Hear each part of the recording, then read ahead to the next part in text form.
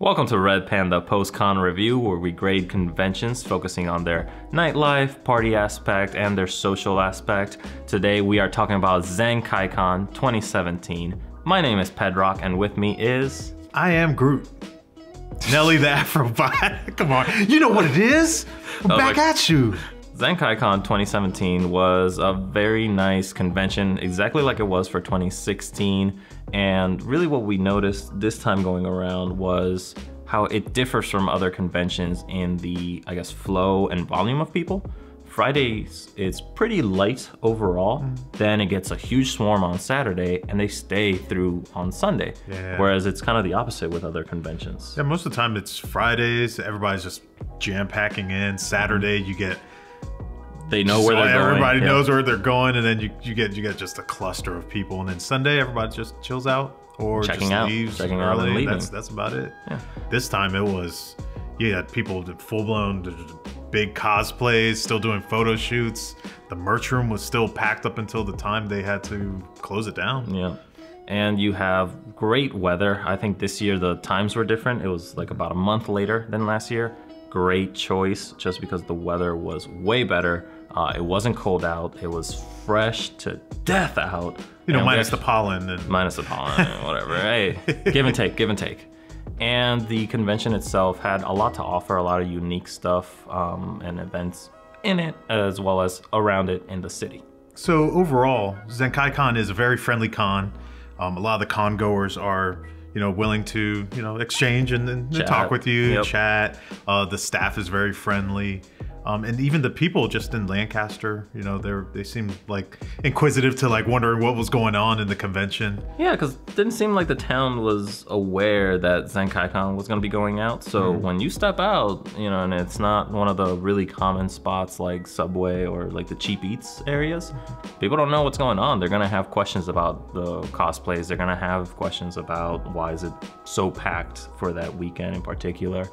And they are open. If you take that chance to ask them about the town, you get to learn a lot more about what's going on, what's a good spot to go eat, what is it that people do there on the weekends. We spoke to a good number of locals. Oh yeah, because I mean the town is like, it's a really creative town. Yeah, like they do like lots of the arts, theaters, musicians is like really big over there too. So it's another niche that they can tap into. Yeah.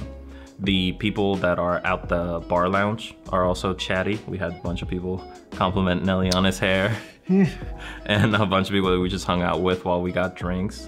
At the dance, people are, you know, communicating with each other, not necessarily talking, but they might be dancing, they might have light shows. They're communicating with their body? Yeah, exactly. Their body language is just... Very much so. Using the light shows, showing each other moves, or spreading out and doing dance circles, and including people into it. And then when you want to take a break, you step out of the dance and just go get water. Yeah, there's people hanging out in the hallways, just chilling, the lobby. There's people just playing card games, board games, and just overall just hanging out. Yeah, so the social interaction at Zenkaikon I think is better than most other conventions. I mean, most other conventions will have like a tabletop area, but the tabletop area is usually smaller than the video game area. And Zenkaikon has it flipped. The video game area is smaller, which is I think a good thing, because depending on the video game, there's not much interaction going on. It's just 1 versus 1, which can feel confrontational or competitive. Whereas in the tabletop area, it's open. And even if you have a group, you know, 5 or 6 people, they could always use a 7th. Oh yeah. You know, they can always people to jump in and chat and hang out. So late night Zenkaikon, which kind of is more or less around 11 till about 2. It's not late night, it's regular late night. Regular late night, like Toonami late night. It is limited.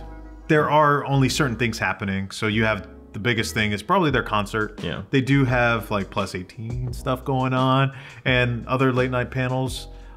There's a lot of bars you can go to around the area as well. But you kind of have to choose one, kind of stick to it, commit to it at least. If you want to experience it fully. If not, then you just got to do very little parts, small parts here and there. Because if you do go out of the Lancaster Hotel and check out a bar, by the time the bar closes, the concert's over. Yeah. So if you go to the concert, by the time that's over, city's closed. City's closed. Yeah. The late night is just the lobby, hanging out in the lobby with other people, which is very cool and very relaxing, but I don't know. I think it's really knowing that late night starts a little bit earlier and it's overlapping events. Right. Right. And it doesn't really cater towards hotel parties as much. I'm sure there's a few of them going around, but yeah, again, this is more of a family-friendly centered convention. So things done earlier, but that doesn't mean that's not really a bad thing. No. It just means you have to be aware of that. Like if you're not aware of it, and then you might miss out, and you have to commit to one thing and enjoy that, and forego the others and be okay with that. Because if not, then you're just getting little bits of everything, and it's not as great overall, I think. You ready? Yeah. Rate it. All right. So Nelly, what do you grade Zenkaikon 2017? Zenkaikon, I grade it a nice breezy sunset on a rooftop with a nice crisp drink. Because I went in there trying to go buck wild, but then, you know, I said, guys, just relax, you know. You went in with a mission. I said, you know what, I'm gonna focus, I want the concerts. I really wanna that's gonna be the main focus, concerts, hang out with my friends, and kind of explore the city a little bit. And that's what I did. I got into cosplay on Saturday. I was... But you didn't do any like cosplaying much, not too much. You ended up bouncing around a lot. Yeah, I mean, I was just talking to people. A few people recognized us out in the streets, so which was cool. Thank you. And yeah, it's just really chill. Very relaxing. Just very relaxing, and that's our mission. That was my mission, just to go in. No, your mission was to go in hard, and then you had to change my mission was to go in hard. I had to change plans because once I got there, the atmosphere was to just... Nobody wanted to go hard with Nobody wanted to go hard with me. And you know what? I'm glad for that. Thank you. Yeah. But I still had a great time. It was a very chill convention. And I treated it like it was a vacation, you know? We went to the pool. We explored the city, had some good food, good drinks, with good people. And Boppy, man, that thing was good, man. It was so good. Definitely going to go to it next year. Probably gonna take a look at the rooms again to make sure that we have rooms for next year, and just do the full experience. Maybe get there earlier because Virginia traffic is horrible. But you know, the scenery, the drive was nice. Listen to good music, and that's all you can ask for. I would grade Zenkaikon the Den of Pleasure. Ooh. Because on top of being one of our favorite establishments in Lancaster, it pretty much describes what Zenkaikon is. It's really, you aren't going to an anime convention only. It's really weird because the convention is very strictly confined to the hotel and the area immediately outside the hotel where people go to do cosplay shoots and everything. And it's not really a part of the city. It's not like other conventions that know they're gonna be, you know, that the town knows that they're gonna be hit with a swarm of people, and they have advertisements or they have discount codes or something like that. It seemed like the city of Lancaster was, except for a few spots, a bit of unaware and caught off guard by the convention. And there was a very strict divide that if you left the convention center and you went to the chain stores, Subway or the local diner that was a little bit on the lower price end, there was a lot of con-goers there. But if you went to check out what the city really had to offer, say the art exhibits or the bars nearby, the restaurants that were really, I guess, higher price point, then you didn't really see that. You didn't really get a lot of con-goers, or at least easily identifiable con-goers.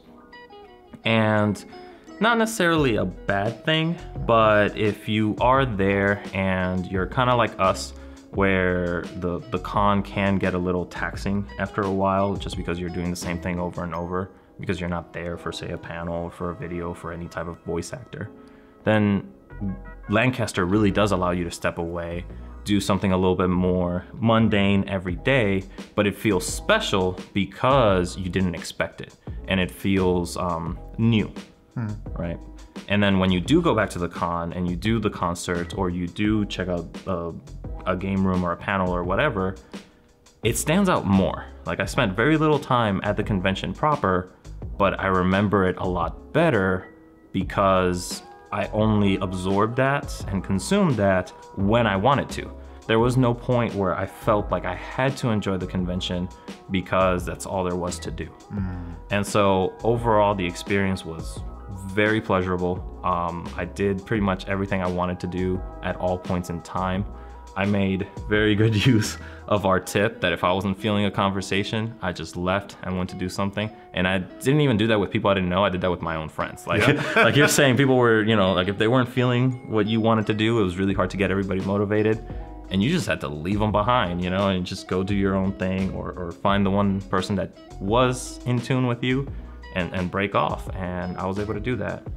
And so I give Zenkaikon high marks. I give Lancaster high marks, and I look forward to next year as well.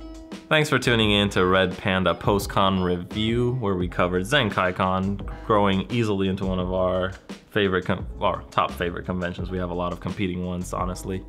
And if you are watching, please share, and you went to Zenkaikon, please share below how your experience was. I know we saw some people that, you know, have seen some of these videos or have commented in the videos, and they said that they have a blast, but I do want to know a little bit more of the specifics, especially if we missed something out that, you know, we probably should check out. The wrestling.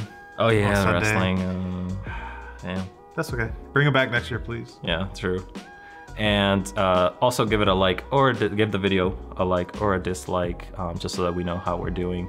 Tune in next time, and also look forward to our podcast on Zenkaikon, where we cover a little bit more of our chronological experience at the convention. And if you want to check out some of the pictures that we took and little video snippets, you can check out our Instagram, Facebook, or Tumblr. Just check out the Zenkaikon tag and like, comment, subscribe. Hit us up. Hit us up.